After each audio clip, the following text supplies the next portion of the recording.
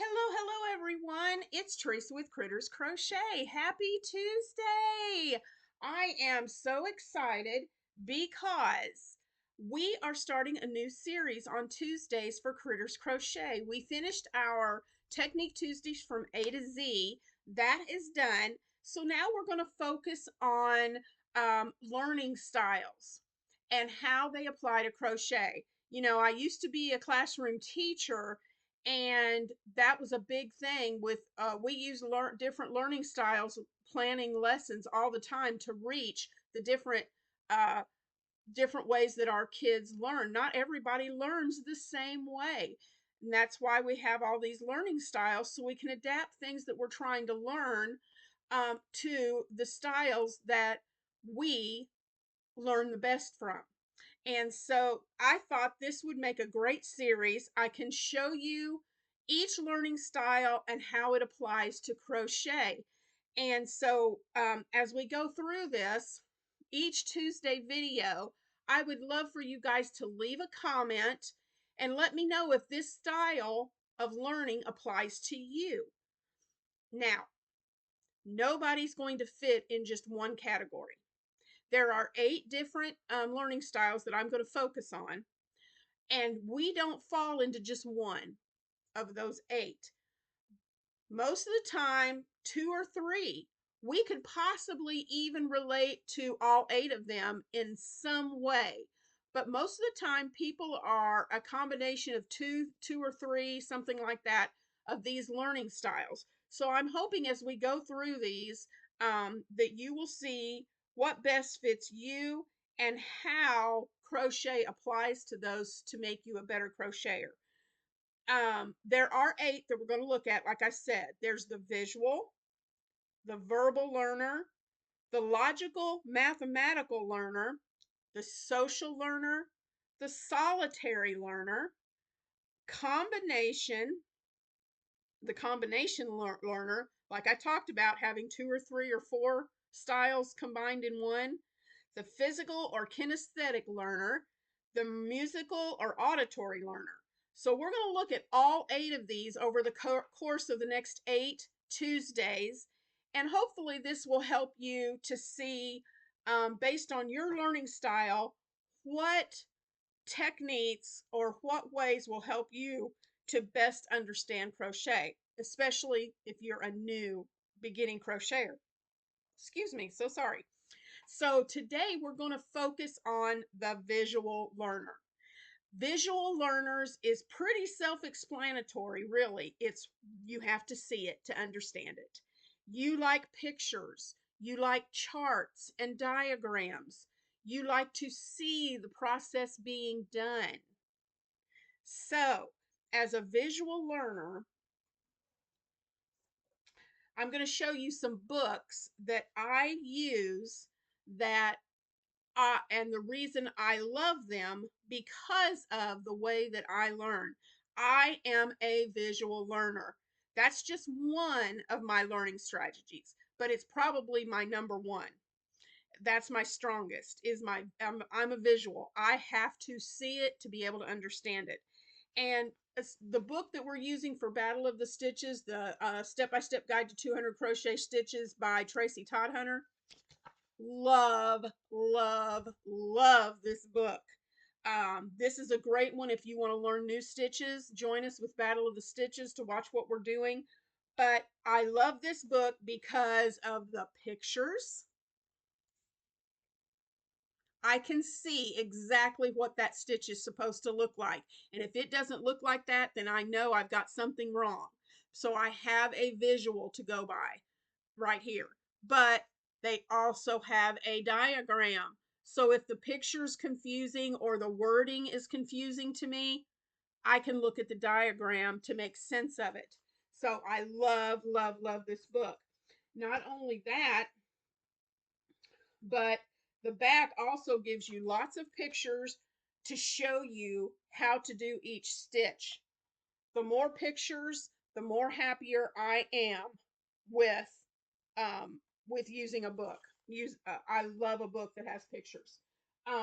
This is another book I have, which is a great one, The Quick and Easy Crochet. 100 little projects to make. Okay, and this is from Search Press. Okay, and I love it because um, it gives you like crochet, single crochet two together, and it gives you a step by step with pictures. How many times do you get a crochet pattern and it has no pictures? And that frustrates you. If that frustrates you, not having pictures as a guide, then you're a visual learner. But this book is amazing. Like I said, it has pictures and it has diagrams. This is huge for a visual learner, is to have diagrams. That helps me so much. I love going back and forth between the written and the diagram, because if I'm not understanding how the pattern writer wrote the directions, if they're not clear, I can go to the diagram, read read a section of the written pattern, then go to the diagram, and it's like, oh, I've got the visual of the diagram.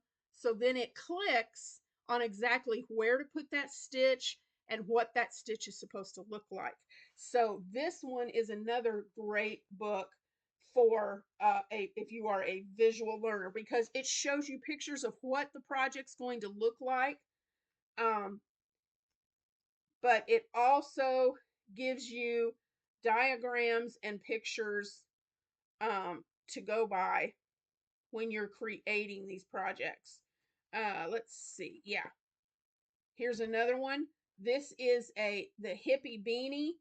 And I was trying to find on here.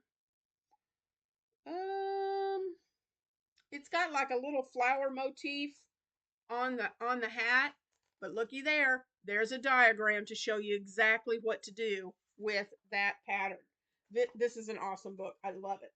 Um, let's see. What else do I have here that I wanted to show you? Um, this is another book that I love. It's called Cuddly Crochet Critters.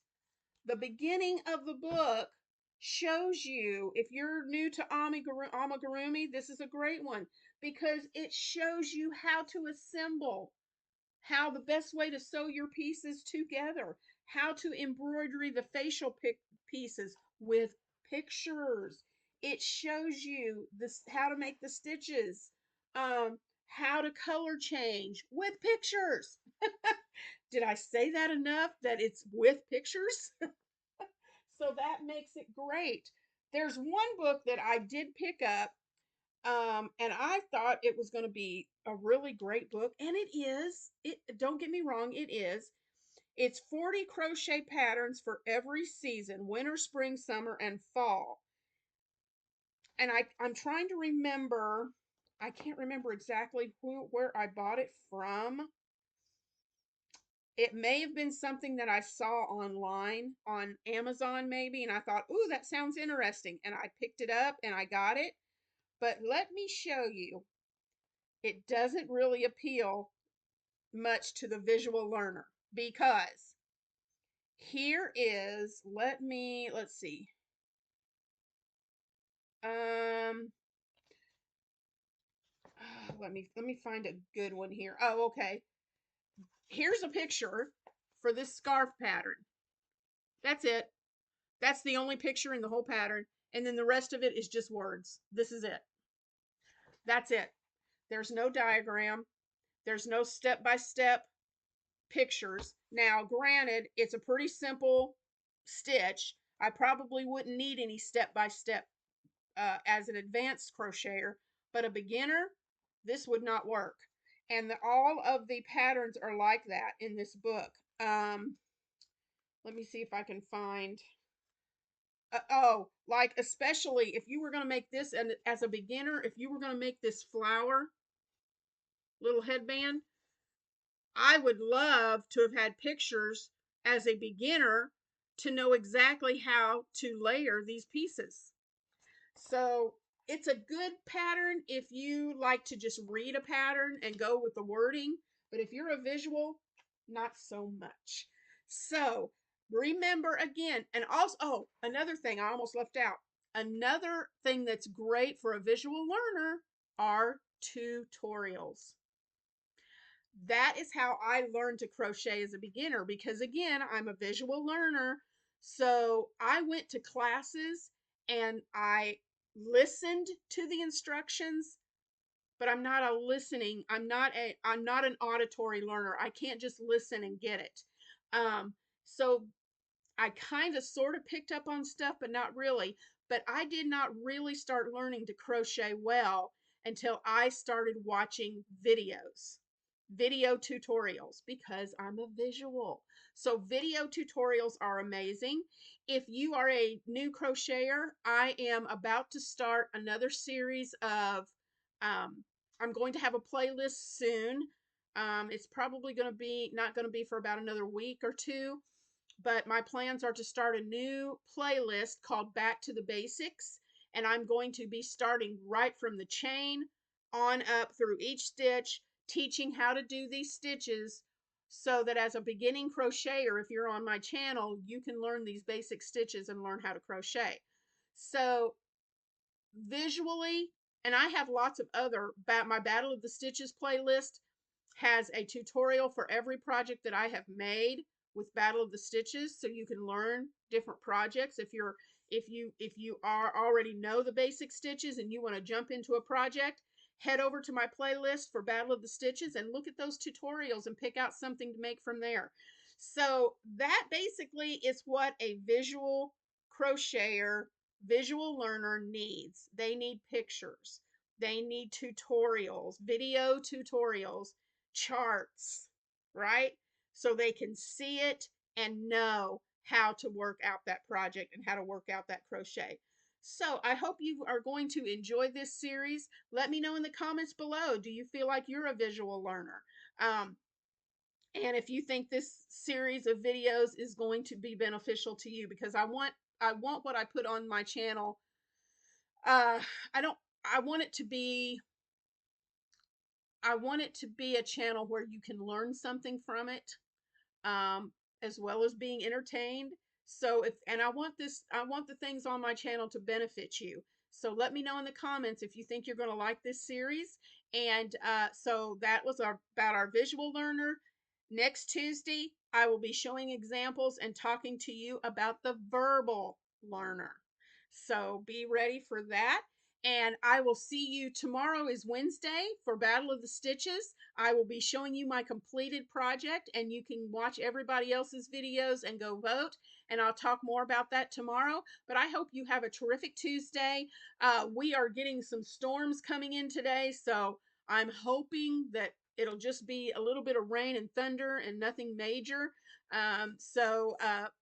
Keep me in your thoughts and prayers. Keep everybody over here in, I know Kansas and Missouri have already been hit hard with tornadoes, and Oklahoma and Texas. So keep those people in your thoughts and prayers, that everything will be okay with them. And I will see you tomorrow for Battle of the Stitches. Have a great day, guys. Thanks for supporting Critters Crochet. Share this video out with your friends, and I'll see you in the next one. Bye-bye.